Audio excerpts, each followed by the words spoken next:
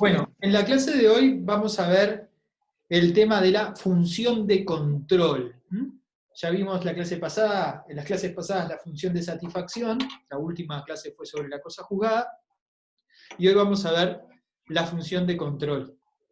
En el esquema, en la teoría del proceso de Barrios de Angelis, se le llama función de control al estudio de los medios impugnativos. ¿Por qué? Porque él habla de que en el proceso se dan algunos mecanismos de control, y uno de ellos es el mecanismo de control de subordinación ascendente. ¿Qué quiere decir esto? Las partes procesales están en pie de igualdad, pero ciertamente subordinadas a la posición, a la situación jurídica del juez, y entonces pueden controlar los actos del juez. Por eso se habla de la función de control de subordinación ascendente, como si fuera un triángulo en el que el juez está arriba, las partes están en los dos vértices de la base del triángulo, y controlan al juez. Pese a estar subordinados, lo controlan. Control de subordinación ascendente. Simplemente esta es una explicación de por qué en el programa el tema se llama función de control. Un esquema más clásico de lo que vamos a hablar es de los medios de impugnación de las decisiones jurisdiccionales, de las decisiones del juez. Y ¿saben que hay alguien que tiene el video?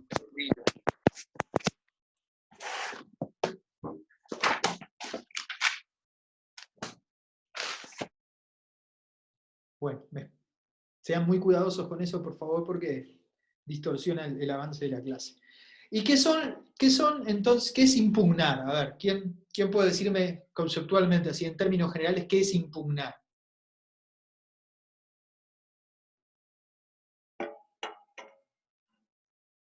En términos coloquiales, ¿cuál es la noción que ustedes tienen de impugnar? ¿Cómo, Sánchez? ¿Desaprobar algo? Desaprobar algo. Gubitosi.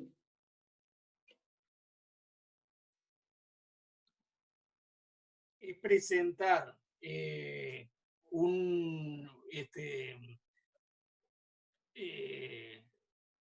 presentar una posición sobre una resolución que perjudica a la parte. Sí, es manifestar una disconformidad. Impugnar es manifestar una disconformidad con algo que se considera que es equivocado. Eso es impugnar. Yo impugno las ideas de fulanito de tal. Yo impugno lo que hizo menganito de tal, lo que resolvió sultanito de tal. En el caso de los jueces, la función de impugnación, de control, pero que nosotros en forma clásica podríamos llamar impugnación, es precisamente plantear una disconformidad jurídica respecto de una decisión tomada por el juez. En general, la impugnación, vamos a ver, está destinada a actos del juez, pero no solamente hay impugnación por control de subordinación ascendente, sino que también vamos a ver que hay impugnaciones que se dirigen a otros sujetos del proceso. Pero lo importante es que impugnar es manifestar la disconformidad sobre algo, en este caso, en general, sobre un acto procesal. Y esa disconformidad, en general, podrá referir en el proceso a dos cuestiones: a defectos de procedimiento o a defectos de fondo. A los defectos de procedimiento se les dice errores o vicios in procedendo. Y a los defectos de fondo se les llama defectos o vicios in judicando. Judicando se escribe, o judicando.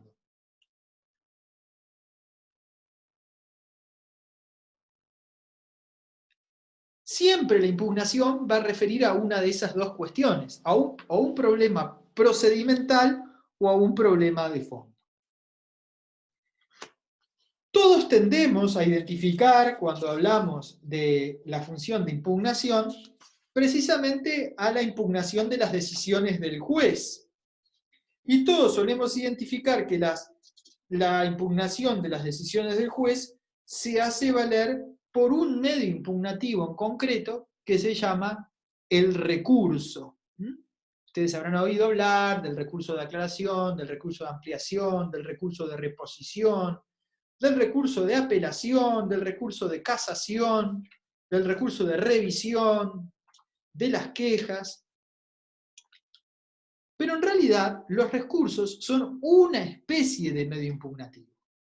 O sea que siempre que estemos atacando, cuando el acto que estamos impugnando, el acto del respecto del que estamos manifestando una disconformidad procedimental o sustantiva, es un acto del juez, no siempre van a ser los recursos los medios impugnativos.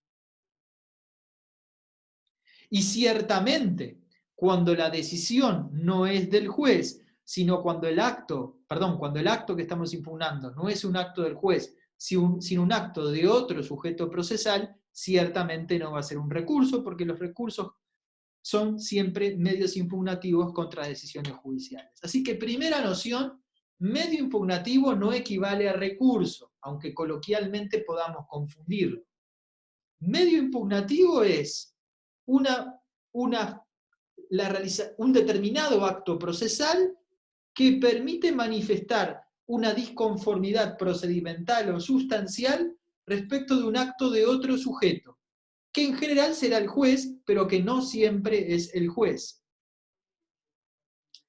Una buena guía para conocer cuáles son los medios impugnativos es el artículo 115 del CGP, que ya habíamos analizado.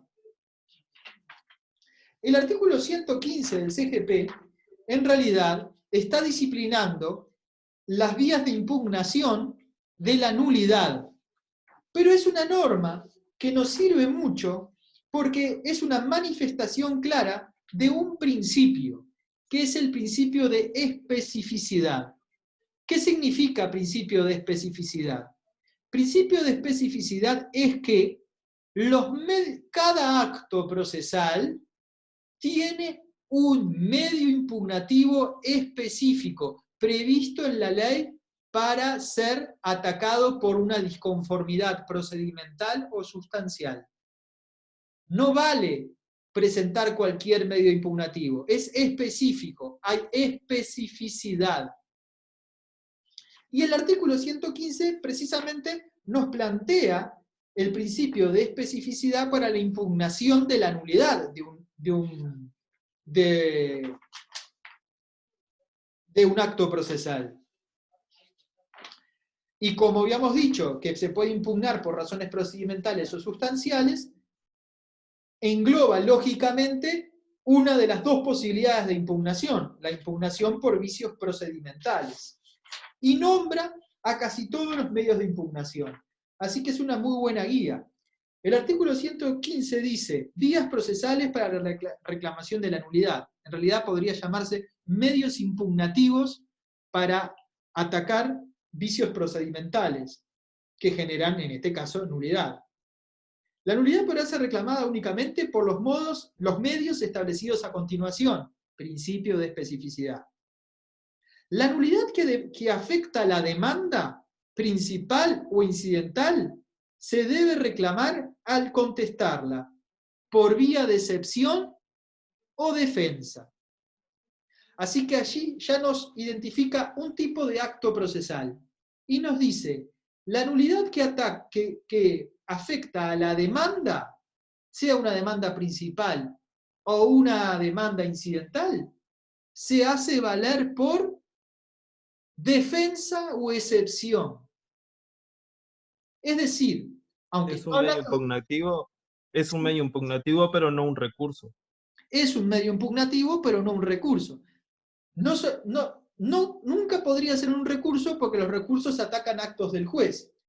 Pero a su vez vamos a ver que no siempre los actos del juez se atacan por recurso. Pero entonces acá lo primero que hemos aprendido, apropiándonos del régimen de la nulidad, pero en realidad esto aplica para cualquier vicio, cualquier defecto de la demanda, cualquier problema de la demanda, es, si el acto que vamos a impugnar es la demanda, el medio impugnativo nunca va a ser otro que no sea contestarla, a eso se refiere con defensa, o oponer una excepción, que son las excepciones del artículo 133 del CGP, es decir, una defensa procesal, una defensa formal. Así que, si en la demanda hay un problema procedimental o en la demanda hay un error sustancial, y a mí me dan traslado de la demanda, yo no salgo a impugnar el auto de traslado de la demanda, sino que salgo a impugnar la demanda, me salteo la sentencia del juez. Y el medio impugnativo es la contestación o la oposición de excepciones. Fíjense qué curioso. Si la demanda era manifiestamente improponible, tiene un defecto sustancial, el auto del juez que confiere traslado de la demanda, en realidad está viciado, porque, como vimos, es una sentencia de trámite que encubre una interlocutoria equivocada, porque dio impulso a lo que no debía dar impulso. Sin embargo, no se presenta un recurso contra ese decreto, sino que se impugna el origen del defecto, se impugna la demanda. Así que ustedes, que van a ser excelentes abogados, cuando venga un colega y le diga, me dieron traslado a esta demanda que está mal, vamos a recurrir el auto de traslado, le van a decir, no muchacho, pará, frenate. La impugnación de la demanda se hace valer por contestación o por excepción. ¿Ok? Y continúa el 115. La nulidad que afecta a los actos procesales recurribles se debe reclamar por vía de los recursos de reposición, apelación, casación y revisión según correspondiere. Como está hablando de nulidades, no refirió a la ampliación, a la aclaración, ni tampoco a otros recursos que se llaman de queja, que vamos a estudiar en clases venideras. Pero entonces, si el acto que voy a impugnar es una decisión del juez, en general el medio impugnativo van a ser los recursos.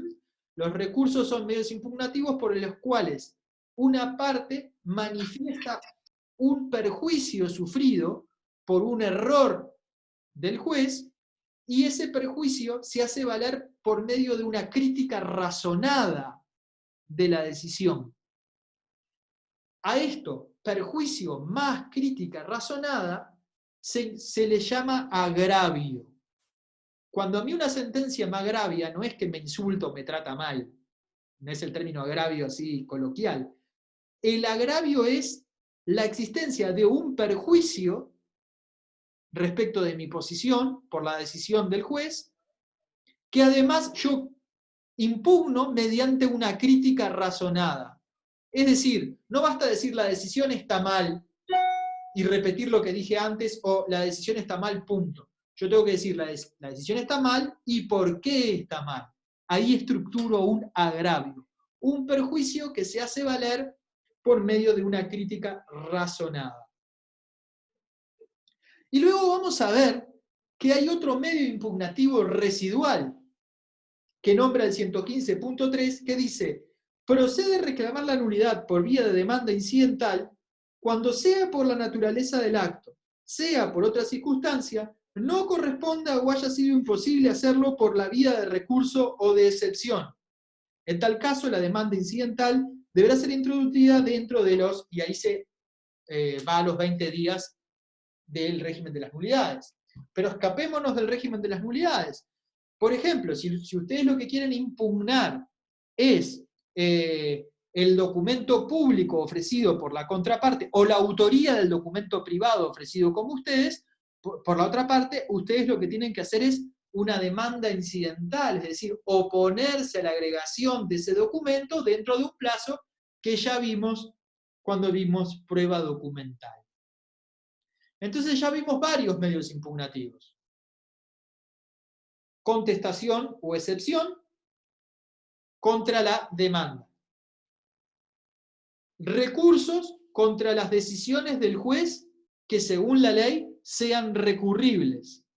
Y un medio impugnativo residual, que es cuando, conforme la naturaleza del acto, o porque los otros medios no son posibles de oponer, se hace valer la impugnación del acto por medio de demanda incidental. Nosotros hemos recurrido al 115 porque nos deja claro que hay una especificidad, porque es la única norma que lo dice así. Pero cuando estamos hablando de medios impugnativos, no estamos hablando de que siempre vamos a atacar la existencia de una nulidad. Podemos atacar la existencia de una irregularidad procesal que no llegue a la nulidad, o podemos estar atacando un error de fondo en la decisión tomada por el juez. No siempre lo que vamos a hacer valer por un medio impugnativo es una nulidad. Pero existen otros medios impugnativos que proceden aún antes de la demanda incidental, que es residual. Otro medio impugnativo que existe es la oposición de excepciones en los procesos monitorios. Artículos 355 y 379.2 del CGP. ¿Qué son los procesos monitorios? La estructura monitoria es una estructura según la cual, presentada la demanda, ejercida la pretensión, el juez dicta sentencia sobre el fondo de inmediato, dicta sentencia definitiva de inmediato.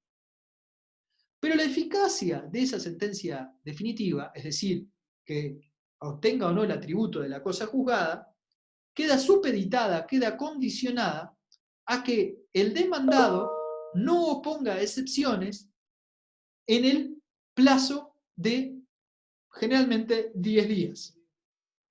Si opone excepciones, esa sentencia no va a ser la sentencia final o definitiva del caso, y el proceso se abre a un proceso por audiencias y habrá una segunda sentencia de primera instancia que confirmará o no esa decisión tomada inaudita altera pars, sin oír a la contraparte.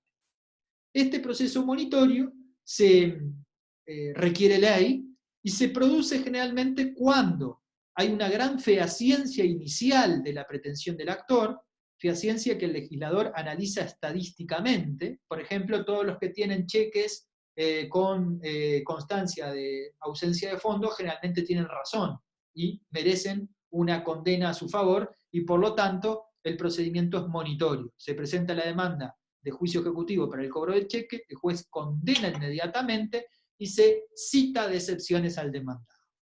Lo mismo ocurre, o algo, no lo mismo, pero algo muy parecido, ocurre en el proceso de ejecución. Yo obtengo el mandato, la sentencia de condena, por ejemplo, en un proceso ordinario, y no logro el cumplimiento voluntario por parte del deudor, entonces tengo que iniciar la fase o proceso de ejecución. Y el proceso de ejecución también comienza con un auto inicial, donde manda cumplir la condena, traba una medida cautelar y da impulso. Y en el término generalmente de 10 días, el demandado va a poder oponer la excepción de pago o de inhabilidad del título por falta de los requisitos esenciales para su validez, y si la opone, logra que el proceso también se transforme en un proceso por audiencias, pero si no lo opone, el mandato inicial de ejecución queda firme y de identificarse bienes del deudor, se procederá a su subasta y pago con el resultado de la condena al acreedor accionante. Bueno, la oposición de excepciones, como podrán ver, es un medio impugnativo de la sentencia definitiva que se dicta inaudita altera pars en el proceso monitorio. En buen romance, y por eso empecé la clase de esa manera.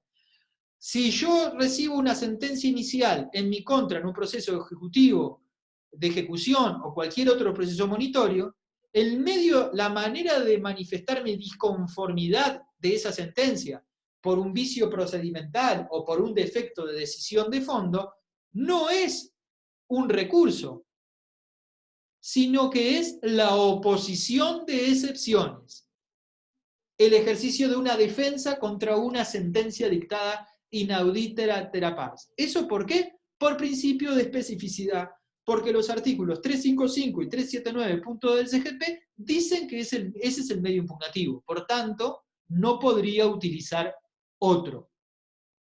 Así que ya vimos contestación o oposición de excepciones para la demanda, ya vimos recursos para las sentencias del juez que sean recurribles, ya vimos el medio residual cuando no tengo otra cosa, que es la demanda incidental, y también acabamos de ver la oposición de excepciones respecto de las sentencias definitivas inaudita altera pars dictadas en los procesos monitorios.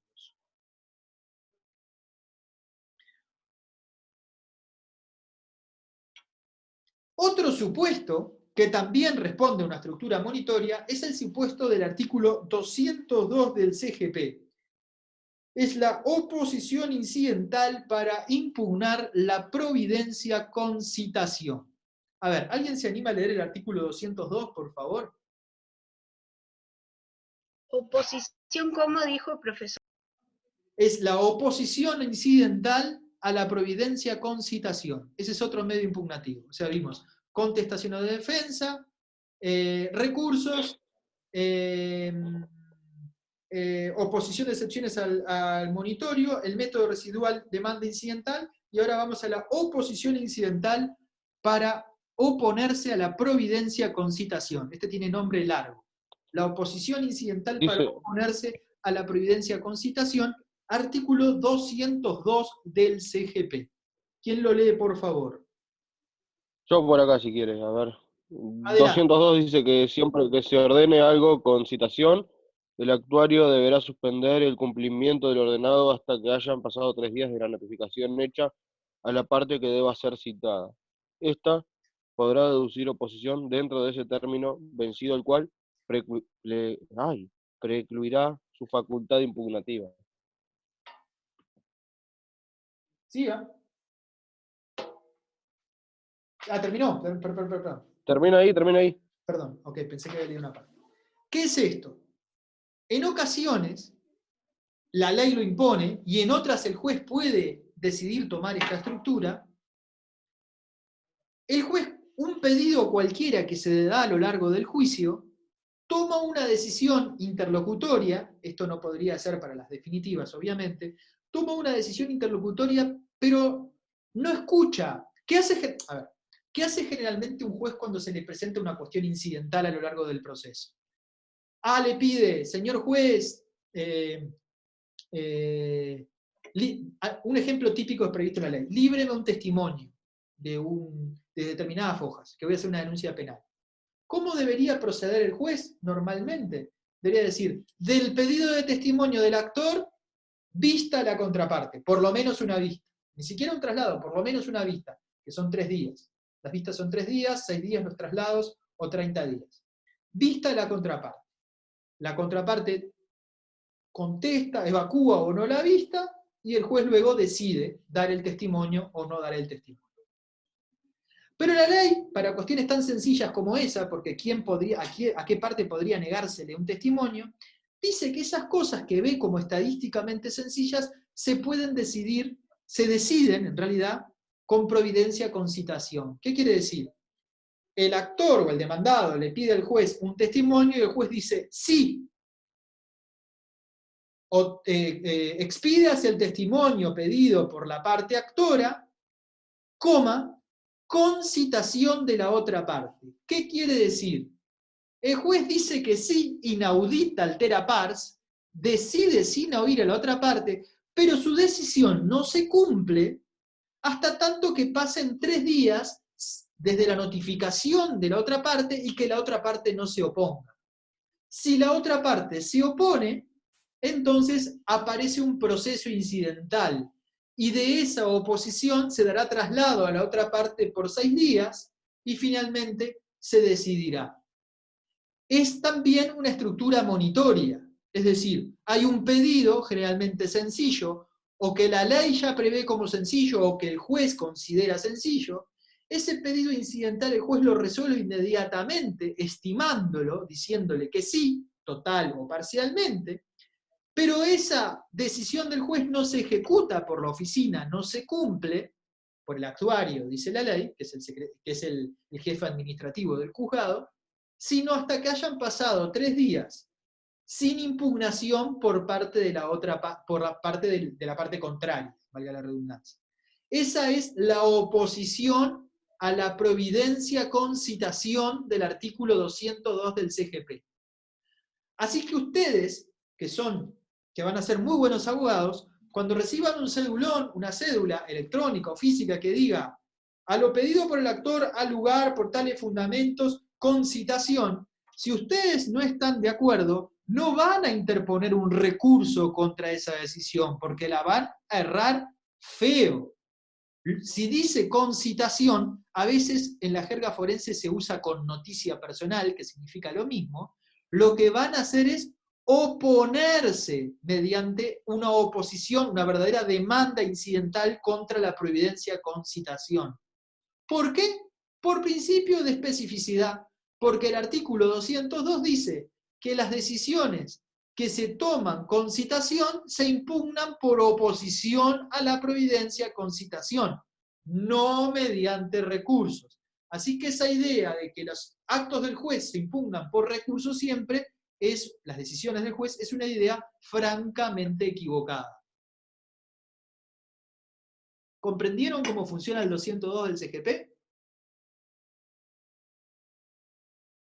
Así que si el juez dice al libramiento de la orden de pago, al lugar, por así corresponder conforme al artículo tanto, con citación de la parte demandada. ¿Qué puede hacer la parte demandada? Le notifican y ¿qué puede hacer la parte demandada si no está de acuerdo? Oponerse ¿En qué plazo? en la contestación de la demanda. En un plazo de 3 días. Para presentar una demanda incidental de oposición. Yo sé que usted lo expresó, lo razonó bien y lo expresó mal, Franco, pero el medio impugnativo no es contestación, el medio impugnativo es demanda incidental, otros dicen oposición incidental, no importa, contra la providencia con citación. ¿Y eso qué produce? De esa demanda incidental, ¿qué tiene que hacer el juez? ¿Puede cumplir su decisión? ¿Se puede ejecutar la decisión tomada con citación o no?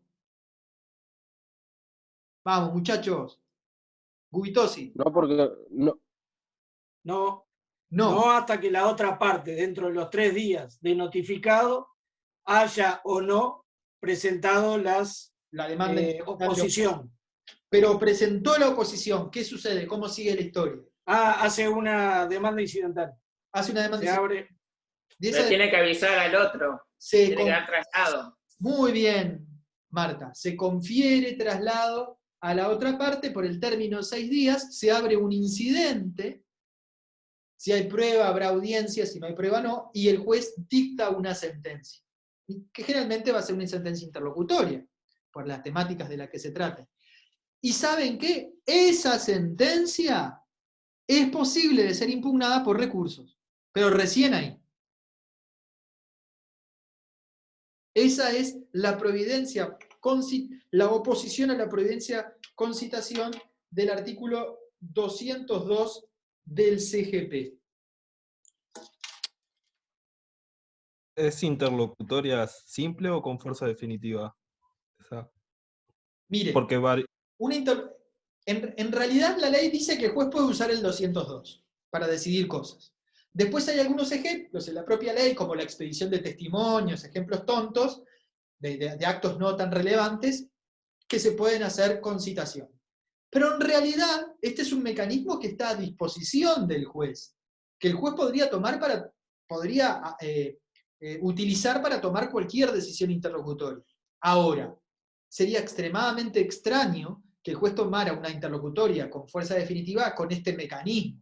Generalmente el juez utiliza este mecanismo para cuestiones evidentes, donde se espera que no haya oposición y que las cosas se lleven adelante. Y otras veces, porque las normas en materia de medidas cautelares de sustitución, de cese, de medidas cautelares, también está previsto. O sea, primero habría que ir a ejemplos previstos en la ley. Y otras veces que el juez decida la utilización de este mecanismo, que en general es para cuestiones de trámite o cuestiones vinculadas a decisiones interlocutorias simples. Pero no es que haya una prohibición, digamos. Es como una especie de forma judicial. Bueno, otro medio impugnativo, entonces ya vimos contestación y excepciones previas para la demanda. Ya vimos recursos, aunque no los identificamos porque recursos va a merecer una clase especial sobre recursos, más de una clase, para las decisiones judiciales que sean recurribles. Ya vimos el método residual, la demanda incidental, cuando no tengo ningún otro medio impugnativo a mi disposición. Pero después vimos que el 115 en realidad nombra solo algunos porque está pensando todo en solamente en la nulidad. Pero que conocemos que hay un principio que se llama principio de especificidad, que tenemos que estar a lo que dice la ley respecto de cómo se impugna este acto. Y empezamos a encontrar ejemplos. La oposición de excepciones en el proceso monitorio, es decir, aquel proceso donde se dicta sentencia definitiva condicionada a la no oposición de excepciones. Inaudita altera pars se toman estas decisiones.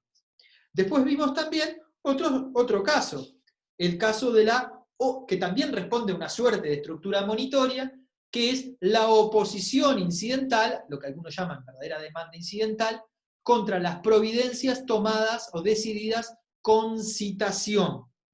Ya sea que la ley prevea que esas decisiones se toman con citación, o que el juez haya decidido, por la sencillez del asunto, asumir esa forma judicial.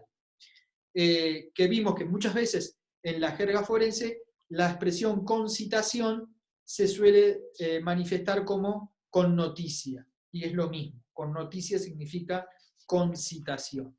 Es decir, tomé esta decisión pero provisoriamente, porque si tú te opones, voy a volverla a tomar luego de sustanciar un procedimiento incidental. ¿Qué otro medio impugnativo pudieron estudiar ustedes en los manuales? A ver, porque están muy callados hoy. Los recursos. Los recursos ya los nombramos.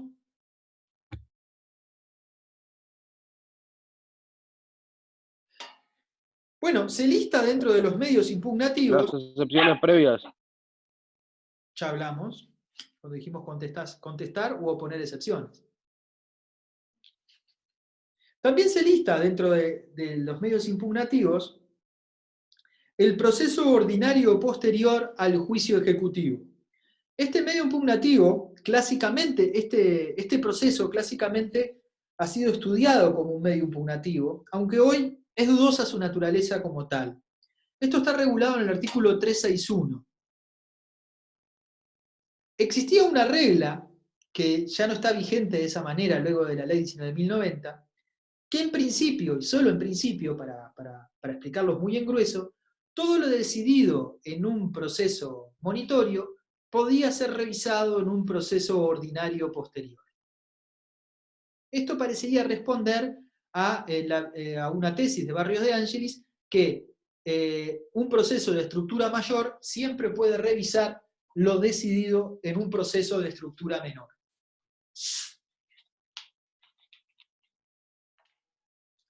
Sin embargo, existían distintas tesis doctrinales y jurisprudenciales acerca de cuál era el alcance de esa revisión de la decisión en un proceso ordinario posterior al proceso monitorio. Y ciertamente la tesis general de Barrios de que en cualquier proceso de mayor estructura puede revisarse un proceso, lo decidido en un proceso de menor estructura, no era seguida por la jurisprudencia, que decía que había que estar al principio de especificidad. Que eso era una teoría, que eso era una posición de ley ferenda, que eso era algo que el legislador podía tener en cuenta, pero que regía el principio de especificidad. Que usted tiene el medio impugnativo que la ley dice que tiene. La ley 19.060 adoptó la tesis restringida respecto del juicio ordinario posterior y dice que este procede para que el demandado haga valer las defensas que no eran admisibles en el proceso ejecutivo con limitación de excepciones, por ejemplo el cambiario o el fiscal. Ustedes van a ver que hay procesos ejecutivos donde se puede hacer valer cualquier defensa y cualquier medio de prueba. Sin embargo, procesos monitorios. Sin embargo, hay otros procesos monitorios donde existen limitaciones en cuanto a las defensas que se pueden oponer y a veces, más raro todavía, en cuanto a las pruebas que se pueden ofrecer. Y el 361 hoy está vigente para revisar aquello que no se pudo hacer valer en el proceso ejecutivo. Por lo tanto, es dudoso calificarlo como medio impugnativo, porque no es que se está reeditando todo, criticando por error la sentencia anterior, sino que se está procesando de vuelta al objeto con elementos que no pudieron considerarse en el juicio precedente.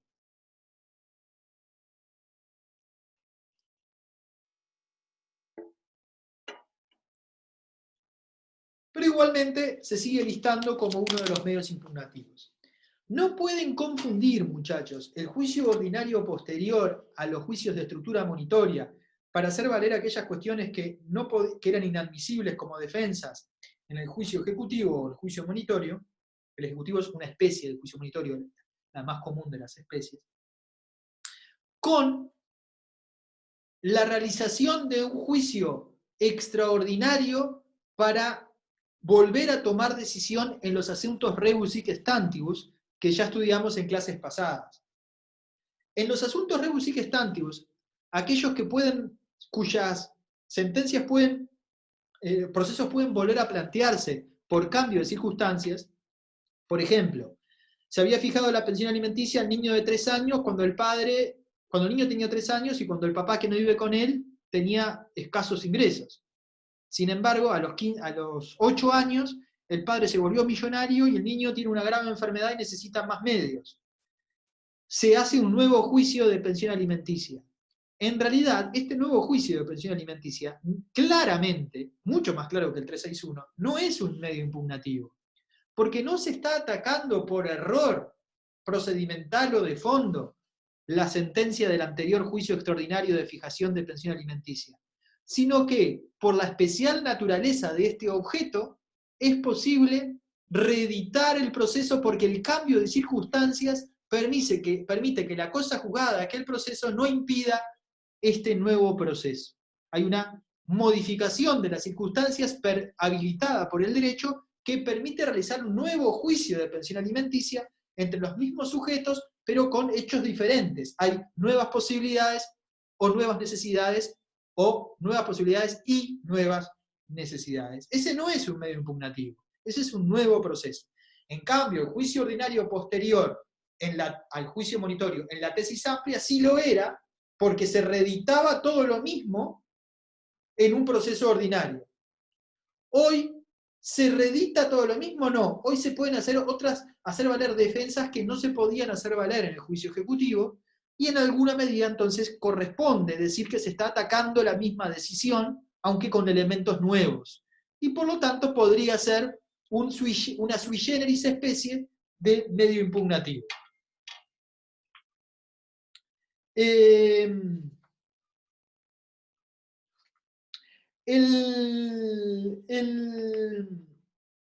otro medio impugnativo que se lista generalmente es el proceso ordinario posterior a lo decidido en un proceso voluntario.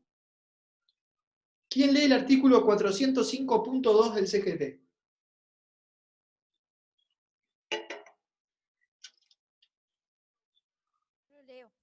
Adelante. 405.2. Todo aquel que considere perjudicial para su interés lo establecido en el proceso voluntario podrá promover el pertinente proceso contencioso. La sentencia definitiva que se pronuncie en el mismo prevalecerá entre las partes sobre lo resuelto en el proceso voluntario, ya sea que aquel proceso se haya promovido antes, durante o después de este último. En realidad lo que la norma está estableciendo es que lo decidido en un proceso contencioso prevalece sobre lo establecido en un proceso voluntario. Y obviamente, porque lo decidido en un proceso contencioso alcanza la categoría de cosa juzgada, y lo decidido en un proceso voluntario no. Cuando en realidad en un proceso voluntario se estableció una cosa, por ejemplo, en un proceso sucesorio se declararon herederos A, B y C, y supónganse que fraudulentamente ocultaron al hijo habido fuera del matrimonio, los hermanos legítimos, con la denominación vieja. Este señor puede hacer un proceso ordinario para impugnar esa decisión fraudulenta, y lo decidido en ese proceso voluntario va a quedar de alguna manera ineficaz respecto a lo decidido en el proceso ordinario. Cuando se da después de una decisión tomada en un proceso voluntario, la decisión tomada en un proceso ordinario, claramente ese proceso ordinario podría conceptualizarlo como un medio de impugnación. Ustedes vieron que según el 115, cuando no tengo ningún medio impugnativo, ¿cuál es el medio?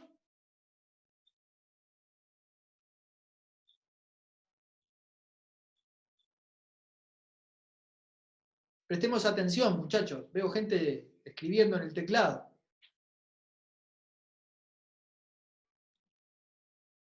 La demanda incidental. Muy bien, Paladino. Bueno, vamos a leer el artículo 114.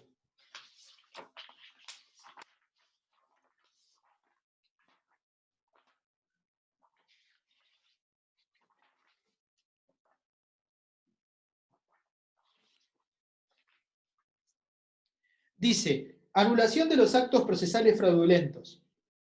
Podrá pedirse, aún después de terminado el proceso, la anulación de los actos realizados mediante dolo, fraude o colusión por las vías previstas en el artículo 115. Esta anulación podrá pedirse solo por aquellos a quienes el dolo, fraude o colusión haya causado perjuicio, y de acuerdo a los principios mencionados en los artículos anteriores. Y el artículo 115, una de las vías que prevé es los recursos. Y resulta que el código tiene un recurso que van a estudiar con el profesor Siage, que se llama recurso de revisión ante la Suprema Corte de Justicia, que es para atacar la cosa juzgada fraudulenta. Esto ha determinado que un sector de la doctrina diga que ya desde antes, pero aún luego de la ley 19.090 que modificó este artículo 114, ya no puede hablarse como medio impugnativo de lo que se decía antes como acción autónoma de nulidad. Antes se decía, bueno, la demanda incidental es el medio residual cuando tenemos proceso, pero cuando ya no tenemos proceso, no puede haber un incidente si no está el proceso principal, cuando el incidente refiere a una cuestión conexa pero distinta de la principal. Entonces decían, cuando ya no tengo nada, lo que tengo es demanda autónoma de nulidad, es decir, presentar una demanda para decir que lo decidido en otro juicio fue afectado por fraude. Al decir que la afectación por dolo, fraude o colusión se tiene que hacer valer por los medios del artículo 115, y hacer uno de los medios del artículo 115 los recursos, y al existir un recurso que se llama recurso de revisión, que tiene plazos de caducidad para poder ser opuesto, es posible sostener que hoy la acción autónoma de nulidad es una creación pretoriana, doctrinal, de imposible aplicación, pues debe seguirse el 115 y el medio impugnativo será entonces el recurso de revisión previsto en el código.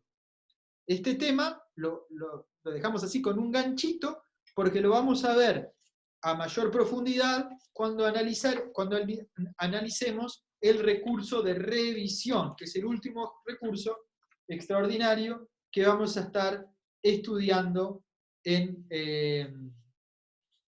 la clase de recursos. A ver entonces, ¿quién se anima a listar cuáles son los medios impugnativos que conoce nuestro derecho procesal?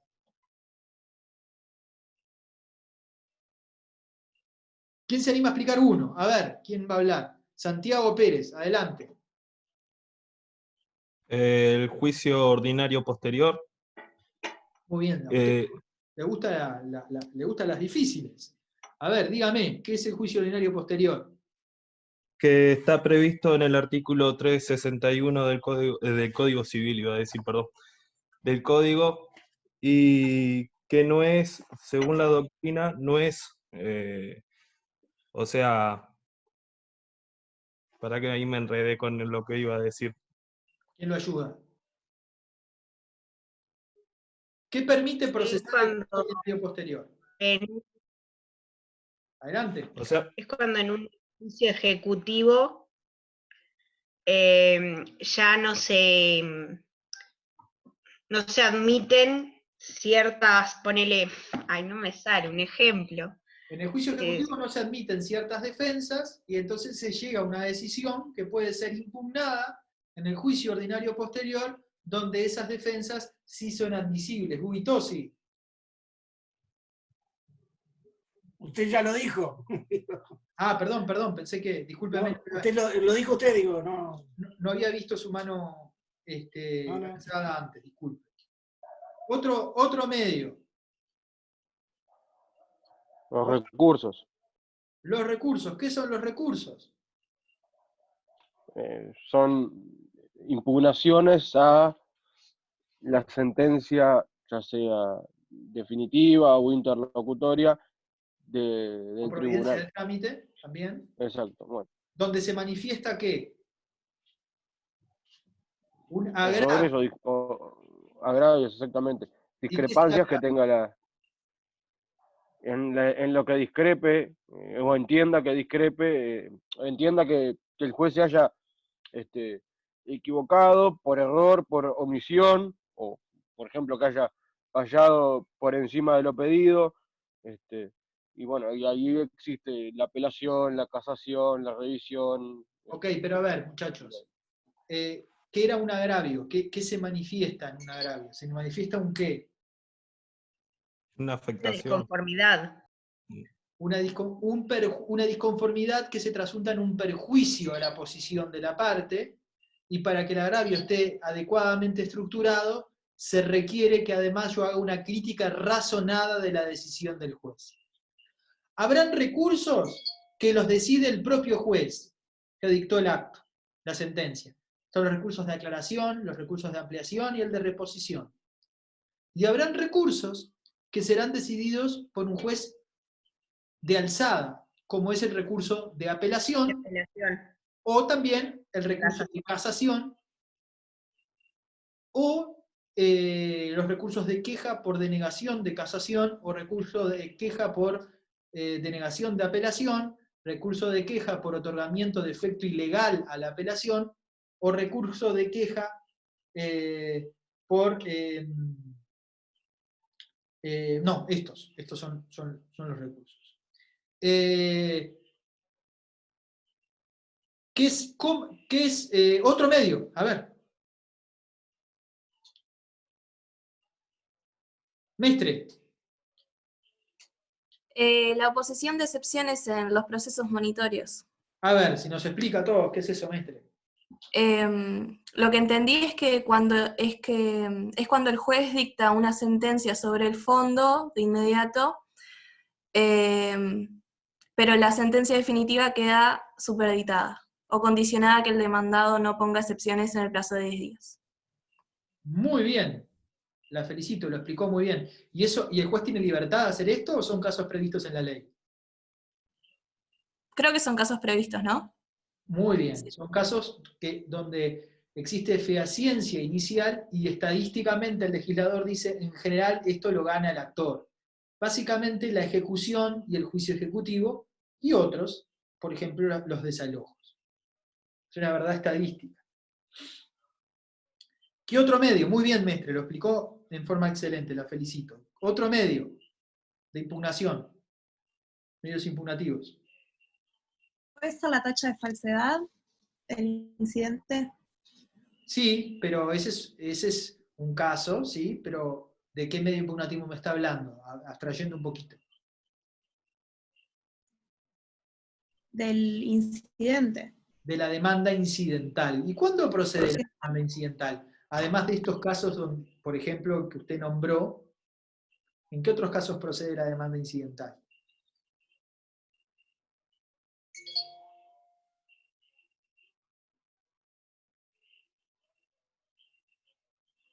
Procede la demanda incidental cuando no existan otros medios al alcance del impugnante. Que es residual.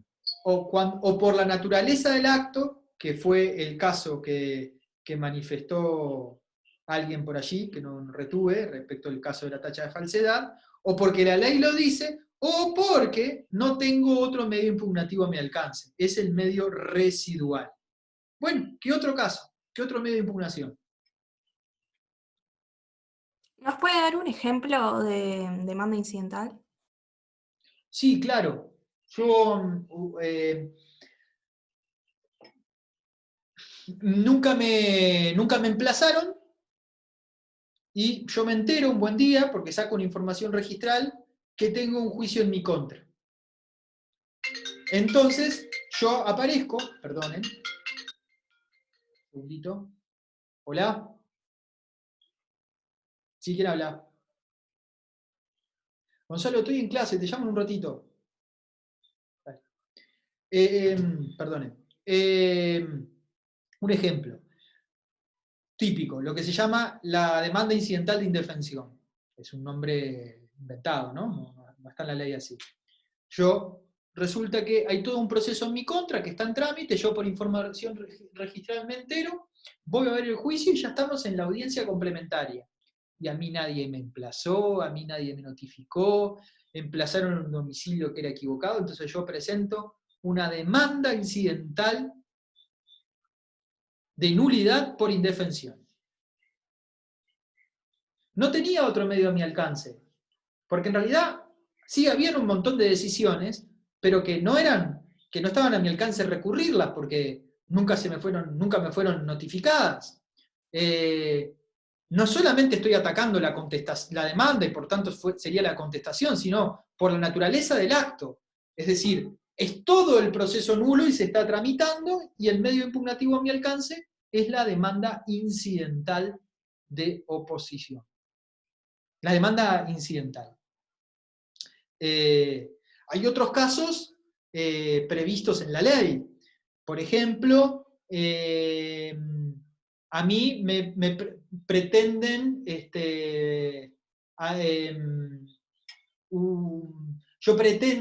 yo tengo una medida cautelar en mi contra y pretendo su modificación. Al pretender su modificación, en el fondo estoy impugnando la medida.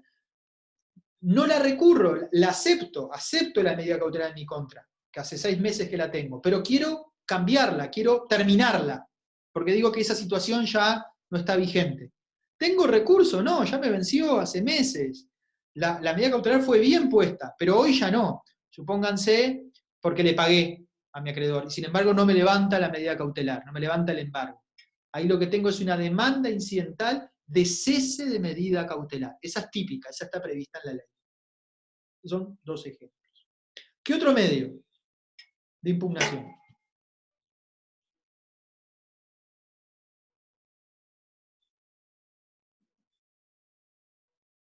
Me explicaron proceso ordinario posterior, me explicaron demanda incidental, me explicaron oposición de excepciones. ¿Quién me explica la oposición? A ver, Mestre, adelante, perdone que no le veía la mano. No, me da cosa decir otra, pero la oposición incidental para impugnar la providencia con citación. Muy bien. Está en el artículo 202. ¿Nos explica qué es eso, Mestre? Así todos lo aprendemos. Yo lo anoté como, es cuando el actor o demandado le pide al juez un testimonio y el juez le dice que sí, pero con citación de la otra parte, y si la otra parte no se opone, ¿no? Va bien rumbeada. Es cuando una parte le solicita al juez algo y el juez, como lo considera, o porque la ley lo prevé así, o el juez considera que es un objeto sencillo, que tiene fehaciencia inicial, que generalmente no va a haber oposición, lo decide de una, ampara el pedido sin oír a la otra parte, que sería lo normal, por bilateralidad, pero su decisión no se cumple hasta los 3 días. Pero lo decidido por el juez no se cumple hasta que pasen 3 días de la notificación a la otra parte. Si la parte está en contra de esa decisión del juez, tiene que durante esos 3 días oponerse incidentalmente a la decisión. Algunos dicen que eso es una demanda incidental. Y se traba un verdadero incidente. De esa decisión, de esa oposición se va a dar traslado a la otra parte por 6 días, se va a celebrar audiencia si se debe diligenciar prueba, y se va a decidir por una sentencia, que generalmente va a ser una sentencia interlocutoria, y es así admite recursos. Pero si yo a una providencia con citación reacciono con recursos, la macañé, porque en realidad es posible que me digan que erré el medio impugnativo, y como existe el principio de especificidad, si erro el medio impugnativo, ergo no impugné. Esa es una visión que vamos a ver si es pacífica.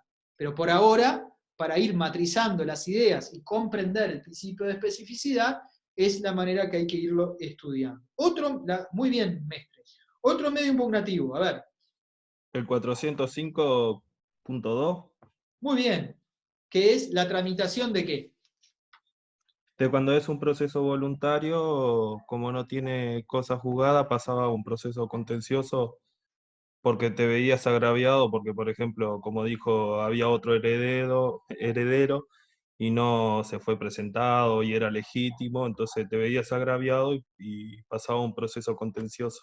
Sí, conceptualmente está muy bien lo que usted dijo, Pérez, trate de utilizar el término agravio cuando está recurriendo, porque el término agravio refiere a recurso. Usted se ve perjudicado por una decisión en un proceso voluntario tomada equivocadamente o incluso con fraude, y entonces utiliza el mecanismo del proceso ordinario.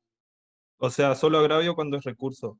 En general, esa palabra refiere a cómo se manifiesta un perjuicio contra una sentencia judicial mediante una crítica razonada presentada en un recurso, para que el propio juez modifique su decisión o la decisión sea modificada por un tribunal de alzada, pudiendo ser en nuestro régimen un vicio procedimental, improcedendo, un vicio injudicando, es decir, sustancial de decisión de fondo. También vimos la acción autónoma de nulidad y la posibilidad de que se entienda que esta existe o no, la doctrina está dividida, ya estaba dividida antes de la ley de 1060, luego de la reforma del artículo 114, que dice que el dolo, fraude o colusión se tiene que hacer valer por las vías del 115, y el 115 prevé los recursos, y uno de los recursos es el recurso de revisión, que precisamente ataca al dolo, fraude o colusión, parecería ser que la acción autónoma de nulidad ha quedado exiliada. Otros van a decir, no, cuando ya ni siquiera tengo los recursos de revisión, porque el recurso de revisión caducó en su plazo, tengo acción autónoma de nulidad. La doctrina al respecto está dividida. Ciertamente la ley 19.090 quiso aniquilar la acción autónoma de nulidad. La pregunta es si realmente eso es así. ¿Alguna pregunta? Bueno. Yo les dije hace un rato, no es que les haya mentido, pero fui tomé una posición, pero con una finalidad didáctica, que el principio de especificidad quería decir que cada acto procesal tiene un medio impugnativo. Ergo, si yo no utilizo el medio impugnativo, lo que hice fue consentir el acto procesal y quedó alcanzado por una preclusión. Por tanto, me tengo que fumar ese acto procesal que no supe impugnar en tiempo y en forma. Esa es una visión, la visión garantista del fenómeno. Como siempre pasa, del otro lado existe otra visión, la visión activista del fenómeno, aunque esa visión pretende ser garantista en este caso, que dice que en realidad existe un principio que es el principio de canjeabilidad de los medios impugnativos. Lo gracioso es que los otros van a decir que existe el principio de incanjeabilidad de los medios impugnativos porque existe el principio de especificidad. ¿Qué dicen aquellos que sostienen que existe el principio de canjeabilidad de los medios impugnativos? Ya lo habíamos visto esto, cuando vimos nulidades. Lo que dicen es... ¿Sí?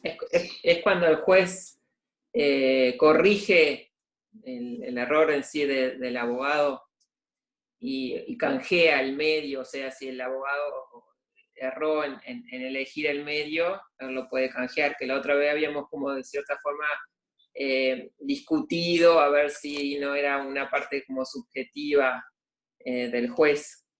Entonces, muy bien, Marta, lo que dicen los que sostienen que existe el principio de canjeabilidad de los medios impugnativos,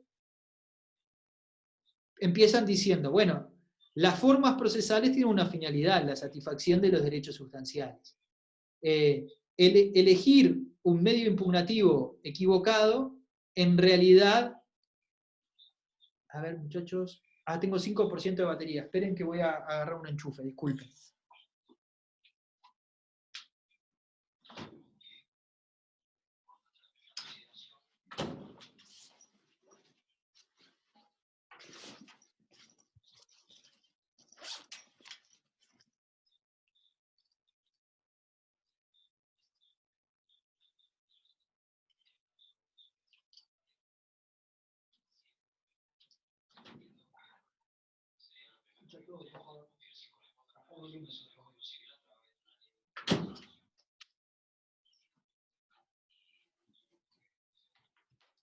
Ya estoy con ustedes, muchachos.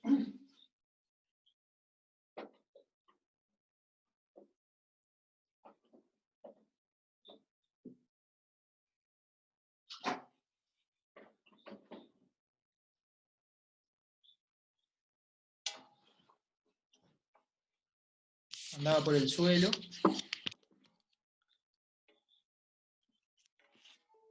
Ahora sí, ahora podemos hacer eso.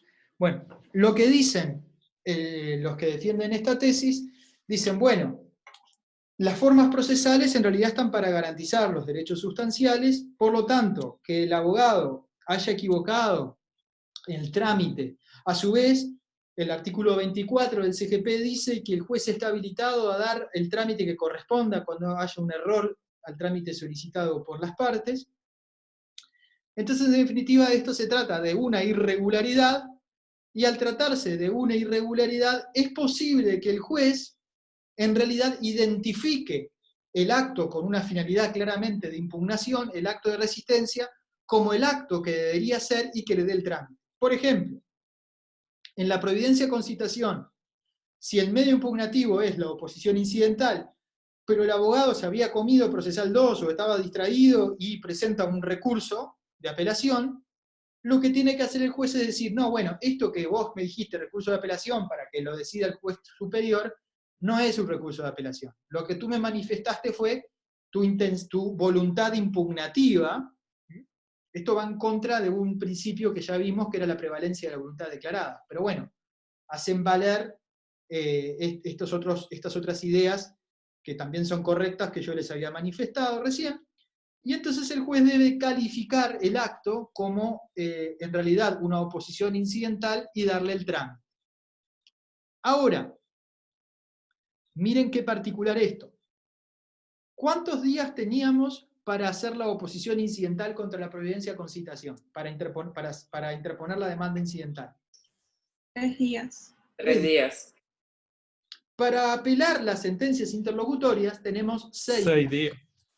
Entonces imagínense que el abogado que se había comido procesal 1 presenta o esos abogados que aparecen, vieron, en los ministerios o en lugares así que no eran abogados, presenta el recurso de apelación, que vale oposición incidental según el juez, al día 4, porque él pensaba que tenía 6.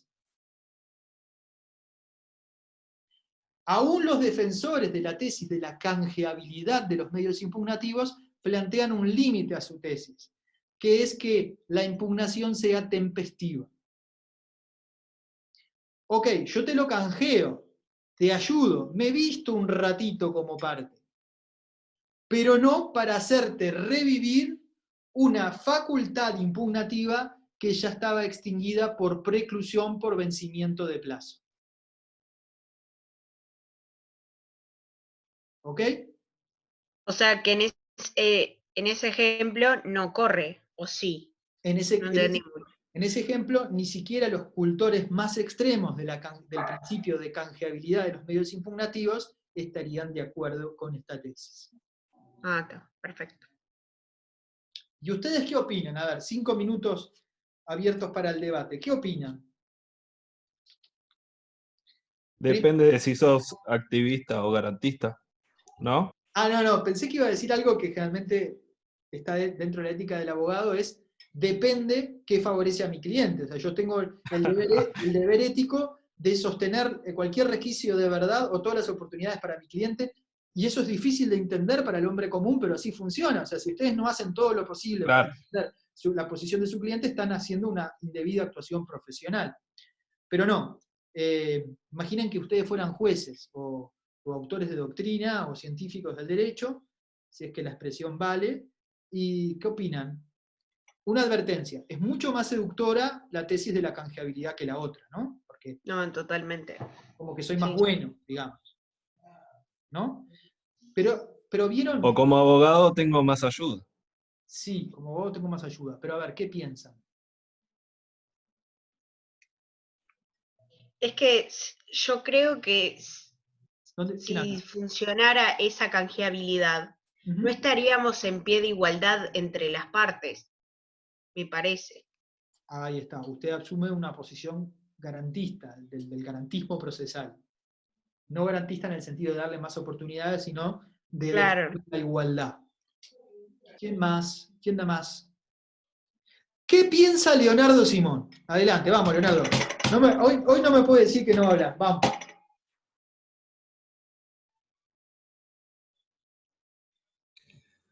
Bueno, yo me atengo más que nada a lo que es la postura garantista, en realidad, más que a lo que sostienen aquellos que apoyan la canjeabilidad, concretamente. ¿Por qué, Simón? Más que nada, teniendo en cuenta un poco lo mismo que ya han dicho los compañeros, en cuanto que se da una mayor equidad en cuanto a lo que serían ambas partes, referente al asunto. La igualdad, hace prevalecer la igualdad. Bueno, ¿y quién? Muchas gracias. Muy bien, Simón. Además, con ese apellido tan honorable para el derecho procesal, usted tiene que... Casaña Zunino, ¿qué piensa usted, Antonella? ¿O piensa que por no poner cámara se va a salvar?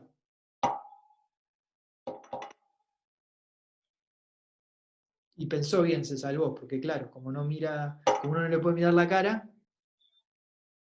Bueno, Casaña, ¿no piensa entonces o no tiene micrófono? ¿Tiene teclado? Nada. O se conectó y no está ahí. Me pasó en una clase de otra universidad el otro día, yo empecé a sospechar y no estaban ahí. ¿Qué piensa Valentina Rosas? Que estaba diciendo, me va a tocar, me va a tocar, me va a tocar. Le tocó, Valentina. ¿Qué piensa de este problema?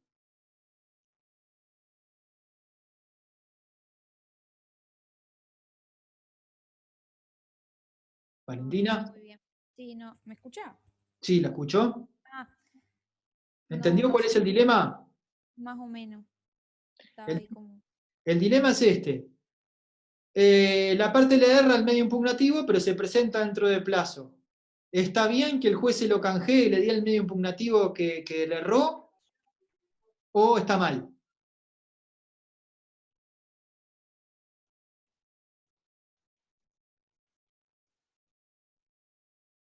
¿Quién le ayuda? Y lo que pasa que según la posición y de qué lado uno esté, porque de cierta manera es obviamente, si yo me equivoqué, está perfecto para mí que el juez, claro, que el juez me ayude, o sea, y que evite el error. Es una parte subjetiva, pero de última, o sea, se está metiendo en corregirme un error que yo no lo debería tener, pero obviamente que me conviene, y me gusta que tenga un límite, porque de última, si la pifié mal, directamente en el recurso mal, o puede ser un error no de conocimiento, sino un error más de trámite o algo que haya hecho, pero si ya directamente le erro también hasta en el plazo y todo, digo, está bien que exista ese límite. Ahora, si me pongo de la otra parte, que realmente no la pifió, como que me pongo en contra del juez, le estás arreglando todo lo del otro abogado, o sea, los errores del otro, o sea, le estás dando una posibilidad de tratar de impugnar algo que realmente no la tenía, porque le erró, si le erró y no lo supo hacer, jódase, hablando mal y pronto. Epa. Bueno, a ver. A ver. Yo, para mí, teniendo ese límite, podría ser por un tema del artículo 24 de las partes del tribunal, ¿no? Para mí, en esa parte estaría. Gubitosi. Yo creo que el tribunal primero maneja el derecho, todo el derecho. Y en su función de dirigir el proceso, cumple igualdad para las dos partes. Si una de las partes, que cualquiera de las dos puede ser, una de las dos partes aduce algo que puede haber incurrido en error, el tribunal puede llegar a corregirlo, que este es el caso, tratando de encauzarlo. Sí es cierto que si está fuera de plazo, bueno, la actividad precluyó, no puede revivirla y ponerla otra vez, porque ahí sí faltaría a su función de imparcialidad. Muy bien, ¿alguien más quiere agregar algo? Así que estamos divididos, 2 y 2. Obviamente que con límites, algunos que están a favor.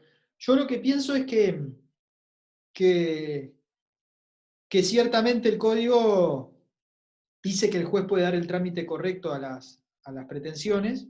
Lo que me pregunto, si eso, a los trámites iniciados, si eso quiere decir que también puede cambiarle un trámite que llevaría a consecuencias desfavorables para esa parte y favorables para la otra, porque en general se ve esto como un fenómeno de efectividad de los derechos sustanciales, es decir, este señor quiso impugnar, solo que le erró en la forma de impugnar.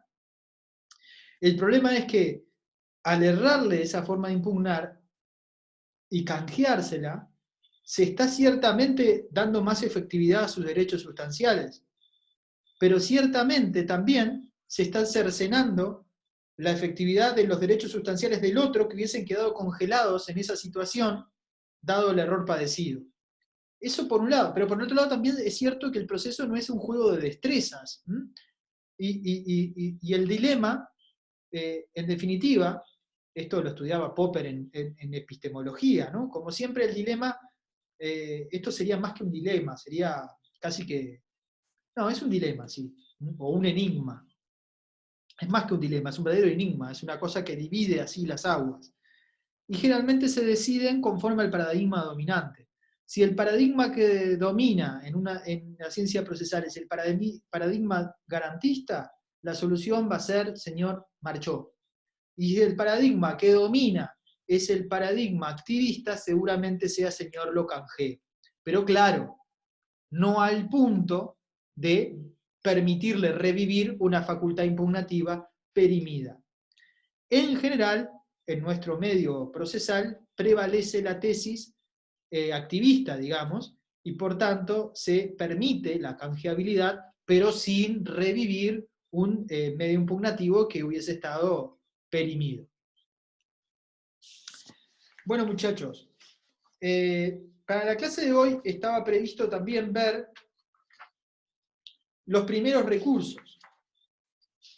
Y los primeros recursos que vamos a estudiar son el recurso de aclaración, el recurso de ampliación y el recurso de reposición. El recurso de aclaración es un recurso por el cual una parte solicita al juez que aclare sobre algún punto de la sentencia. que algún aspecto de la sentencia que es difícil de ser comprendido, hay un problema en la inteligibilidad de la sentencia, se solicita al juez que aclare el sentido de la resolución.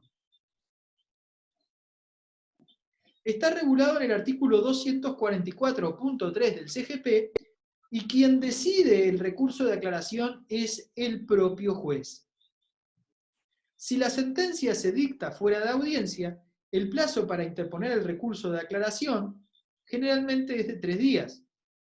Si la sentencia es de trámite o interlocutoria y se dicta en audiencia, la aclaración se hace valer en la propia audiencia. Disculpe, cuando usted dice que lo decide el juez, ¿a qué se refiere? Se presenta la impugnación ante el juez que dictó la resolución y el propio juez la aclara, no es otro juez. Está. Si la sentencia es de trámite o interlocutoria y se dicta en audiencia, la aclaración se tiene que hacer valer en audiencia. Después que usted salió de la audiencia ya no puede pedir aclaración. Si la sentencia es de trámite o interlocutoria y se pronuncia fuera de audiencia, usted tiene 3 días desde la notificación. Y si la sentencia es definitiva, sea que se dicte en audiencia, como generalmente ocurre, o se dicte fuera de audiencia, usted tiene 3 días para la aclaración. Dada la entidad de un problema de oscuridad en la sentencia definitiva, no se exige que usted pida la aclaración en la propia audiencia. ¿Cuántos días, perdón? 3 días. 3. Reposición ahora. No, la interposición del recurso de aclaración no agota la actividad impugnativa, porque una vez resuelto el recurso de aclaración, la sentencia cuya claridad se pidió y la sentencia que define la aclaración se consideran un solo cuerpo que puede ser impugnado con los restantes medios impugnativos. Entonces, yo puedo ir primero a una aclaración y luego que comprendo la sentencia, busco el medio impugnativo que correspondía. La apelación, lo que fuere. Y este es el recurso de aclaración, que procede contra toda... ¿Y la aclaración se hace en audiencia o fuera de ella? Bueno, si se produce en audiencia el pedido de aclaración, el juez debería hacer la aclaración en audiencia, pero podría teóricamente ser posible que prorrogara para otra audiencia, digamos, pero lo tiene que hacer en la audiencia. Todas las sentencias admiten recurso de aclaración, no importa la instancia en la que se produzca. El recurso de amplias... si la aclaración se solicita en audiencia, obviamente se interpone en forma oral. Si la aclaración se presenta fuera de audiencia, es en forma escrita. Y hay que manifestar cuál es la oscuridad y que se encuentra en la resolución. Luego tenemos lo que se llama el recurso de ampliación, que tiene exactamente el mismo trámite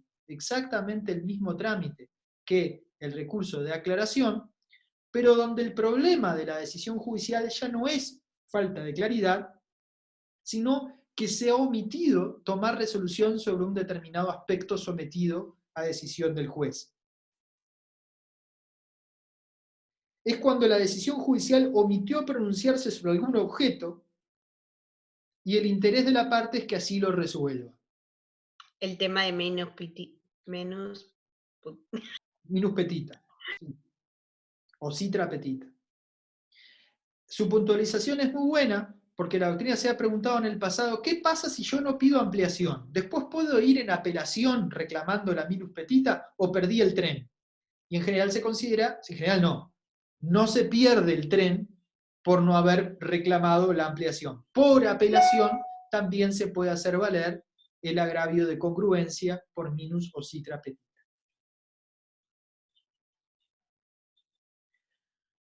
Luego tenemos el recurso de reposición. Se trata de un recurso que tiene lugar cuando un interesado principal estima que una decisión judicial es equivocada y pide su revocación o modificación. Y esa modificación o revocación es dictada por el propio juez que dictó la resolución. Procede contra sentencias de trámite y procede contra sentencias interlocutorias simples o con fuerzas de definitivas, pero no procede contra las sentencias definitivas. Sí, cabeza. No, era eso, que justamente no procede contra las definitivas, sí con las interlocutorias con fuerza, pero nunca contra las sentencias definitivas. Muy bien. Atención, una norma muchas veces desconocida incluso por los abogados. ¿Vieron que les dije que aclaración y ampliación procede contra cualquier providencia judicial de cualquier instancia?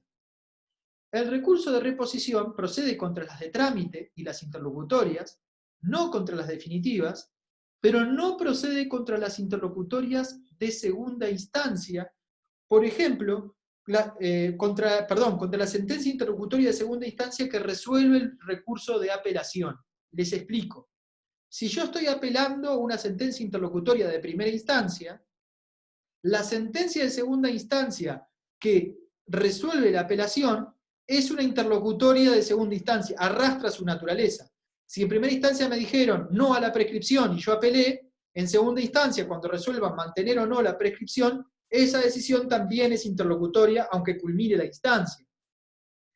Y la sentencia interlocutoria de segunda instancia que resuelve el objeto principal de la segunda instancia no admite reposición. Lo dice el artículo 258, inciso 1 del CGP. Norma muchas veces desconocida, y se ve mucho que abogados presentan reposiciones contra la sentencia interlocutoria que resuelve la apelación en segunda instancia y reciben una verdadera cachetada del tribunal que les pega el 258.1. Si la resolución es dictada fuera de audiencia, se cuenta con 3 días hábiles para interponer el recurso por escrito. Y si es dictada en audiencia, se interpone oralmente fundando las razones del agravio. Ya en la reposición aparece el agravio. En la reposición ya no digo, mire doctor, hay algo que no entiendo, esta frase no la entiendo, mire doctor, usted se olvidó de tal cosa. Ya acá usted dice, usted dijo tal cosa y lo que dijo es equivocado, o el procedimiento que siguió es equivocado. Ya denuncia un error improcedendo o un error injudicando, debe explicar por qué eso lo perjudica, porque si me beneficia no tengo legitimación, y a su vez debo hacer una crítica razonada, explicar por qué eso está mal.